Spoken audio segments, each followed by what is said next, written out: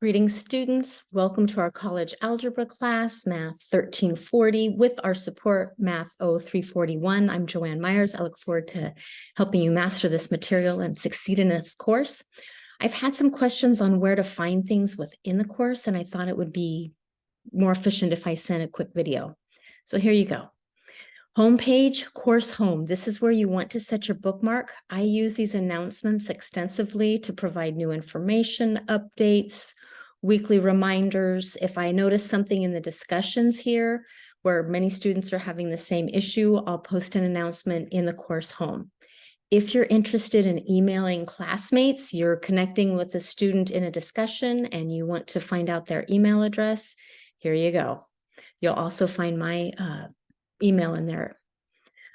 Course content. This is where you'll go to find a lot of your work. This is how you'll get into our math section.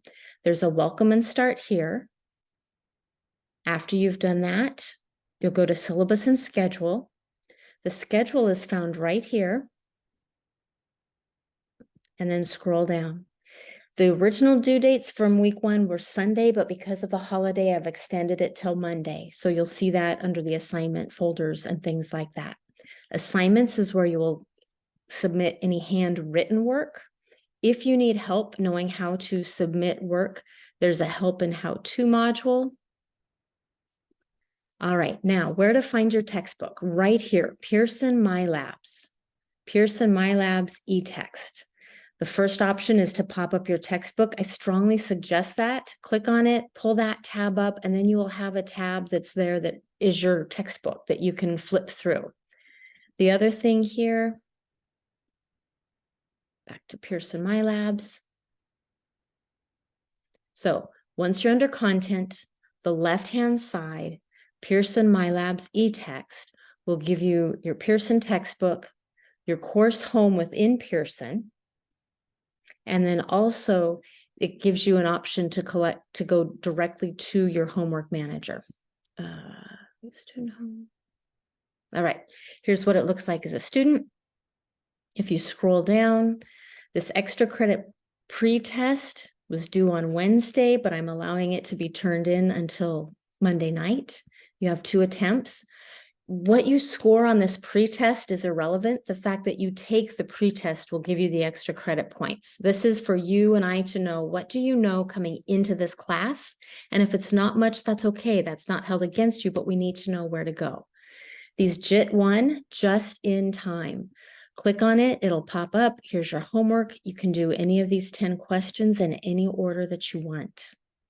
Once you click and you get into an assignment, you can tell here at the top, question 1, just in time, chapter or section 7, step 1. Write an equivalent expression without negative exponents. If you need to get more help and you click down here, there's an option to watch a video. In addition to the video that will explain, down here where it says get more help, you can click on the textbook, or if you ask my instructor, this will pop up with an email that comes to me. I will then post a reply and put it into our discussion board so other students can see the answers to the question. View an example. This is a wonderful step-by-step. You click the continue and it will talk you through how you would do a problem similar to the one shown. Help me solve this will do the same thing, except it will ask you which of these rules is true. And it will ask you leading questions to help you figure out how to do this. It's done this problem for you. So given a to a negative exponent is the same thing as 1 over a to the positive exponent, means 2 to the negative 4 is the same thing as, and I need a fraction. So down here at the bottom, I use that. And I have 1 over 2 raised to the, here's the icon down here, if I want an exponent, 2 raised to the 4th power. Check my answer, and it's correct. Now, the fact that I used the help me solve this, I did not get credit for doing this problem. If I click on it, notice now it's a different problem, 5 to the negative 2. When the exponent is negative, that tells you to rewrite the same base and positive version of the exponent. 5 to the negative 2 has the exact same meaning as 1 over 5 to the second. 5 to the second power is 5 times 5, so it's the same thing as 1 over 25.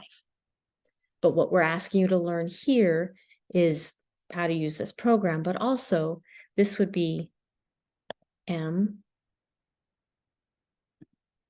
to the positive 7. My denominator would be 1. Not going to like it that way because it's not simplified.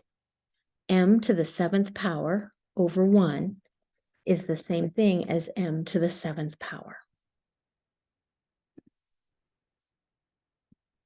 So again, I've just done 2 questions here in your homework. Question 1, I used the help me solve this, which means the computer marked it wrong and I had to do another problem. Had I chosen the view an example, I would get the ideas and the concepts and the theory of how to do this problem. Then I can go back and do the problem that MathLab has assigned to me and I'll get credit for it. All right, that's one way to access your homework. The other way here is under My Labs Math, all assignments. This will show you everything that we have due coming up for the next few weeks. Your extra credit on the left are the due dates when they're due, just in time, assignment 1, 2, 3. The other thing that comes up here once you get into the equation, I wanted to point out with the textbook, when you open the textbook from the homework section, the textbook will automatically open to the correct part. So we're dealing with negative exponents and learning the rules and the grammar, so to speak, in our math class of what are these rules and how do we apply them. So again, my textbook opened automatically because I was in there. Again, you do have the textbook.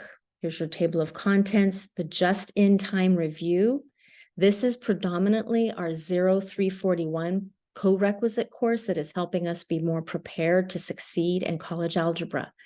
This reviews a lot of the content and math topics that ideally are already mastered by all of us. These are the prerequisites that in theory we know before we start college algebra. That's what these JIT or just-in-time assignments are. All right, back to here. We're in content. If you want to know it right here, module 0 is getting started. There's an introduction. These are your 2 extra credit options and a link to discussion boards and other discussions. After module 0 start here, you'll go into the rest of module 0, when you can expand or collapse. This shows me the discussions. Part of our co-rec class is making sure we know how to use D2L. We know how to take a screen capture. Your snippet tool will become one of your best friends and favorite tools. Here are the just-in-time assignments, rules of exponents. 2 is factoring and the distributive property, 3, 4, 5. And then we have reading and review, foundational skills. Notes for just-in-time 6 and just-in-time 10 have additional support information. Then down here, your assignments and quizzes. Most of your quizzes will be found here in Pearson.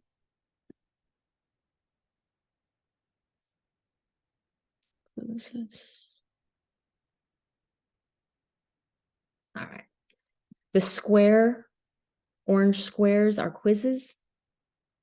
The blue circles are homework. All right. If you have questions or comments navigating through, let me know. Quick reminder, announcements. This is when you have handwritten work to submit to me, it will always go in under announcements. The quizzes in D2L is only the scavenger hunt. All of our other quizzes are completed in Pearson's My Lab Math. Your grade, module 0 and 0341, our support course, are these assignments. And then our college algebra, Math 1340, will have the discussions as well as more homework that's in Pearson. And away we go. All right. Pleasure to meet you. I look forward to working with you this semester. Shoot me an email if you have questions, and have a great 3-day weekend.